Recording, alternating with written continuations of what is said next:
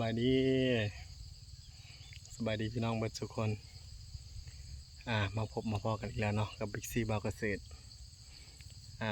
มื้อนี้เอากบเนาะเอากบมาลงไม้เหมือนเอากบมาลงไม้ก็เตรียมพื้นที่แล้วเนาะก็เตรียมพื้นที่แล้วเดี๋ยวจะสิทายให้เบิ่งเนาะว่าขอกบเป็นยังไงข้อกบกะสีประมาณนี้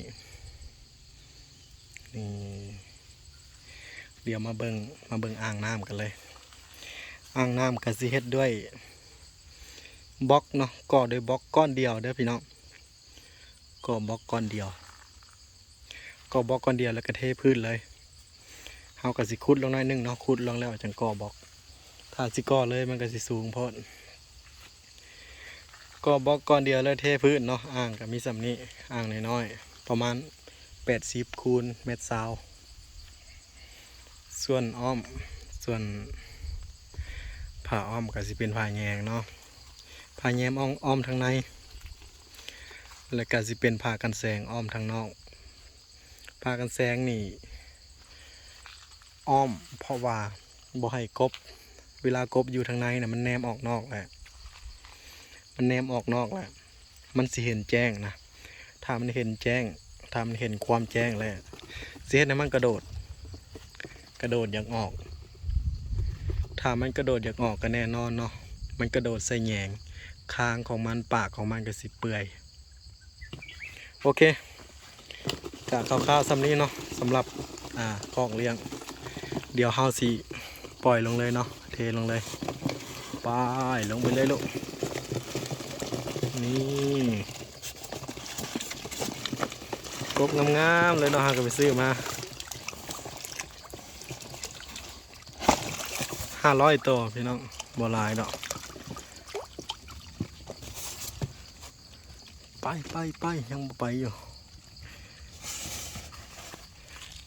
ยังบ่ได้หลาย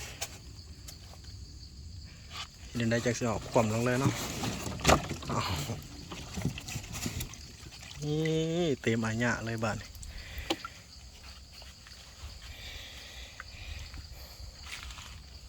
เต็มอาญะเลยพี่น้องเอ้ยพุ่นมีแต่กบ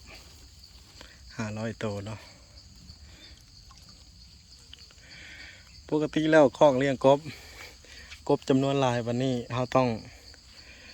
องแยกเนาะแยกคอกอย่างหน่อยก็ต้อง2 คอกแหละแต่ว่าอันนี้เรายังคืออิงใช้เวลาเนาะเรายังเห็นบ่ทันเดี๋ยวสิแยกตำหลังแยกแบ่งครึ่งเฮ็ด2 คอกพอได้คัดไส้น้อยไส้ใหญ่เนาะถ้าเลี้ยงปะปนกันแบบนี้มันสิกินกันพี่น้องเอ้ยกินกันตัวใหญ่สิกินตัวน้อยแห้งใหญ่แห้งกินเนาะ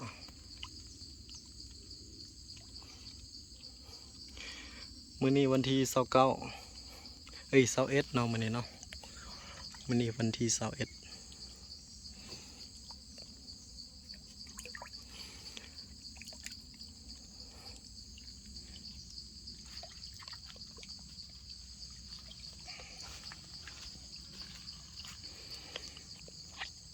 เดี๋ยวบอบิ๊กสิทายให้เบิ่งเนาะแต่ละระยะอาทิตย์หนึ่งมันสิใหญ่ส่ำใดเพราะว่าเฮาใส่หัวอาหารกบโดยเฉพาะเด้มันสิใหญ่ไว้อยู่แล้วคาดว่ากบไส้นี่เลี้ยงไปประมาณเดือนหนึ่งก็คือปิ้งได้เลยเนาะไส้ซ้ำ3 นิ้วเลยเพราะว่าบอบิ๊กเคยเลี้ยงกะสิประมาณนั้นโอเคเนาะมาฮอนี่กะถือว่าถ่ายให้พี่ให้น้องเบิ่งซ้ำนี้เนาะเอาไว้พบพ่อกันคลิปหน้ากะขอขอบใจพี่น้องทุกคนที่ติดตามรับชมเนาะจังได๋ก็ฝากกดไลค์กดแชร์หน่อยเด้อฝากกดไลค์กดแชร์ทางช่องทางเพจเนาะว่าสิเป็นเพจแล้วก็ YouTube กับบิ๊กซีบาวเกษตรส่วนเพจกับพามีไซฟาร์มเนาะโอเคสำหรับคลิปนี้ขอจบไว้ซ้ำนี้เนาะพี่น้องบ๊ายบาย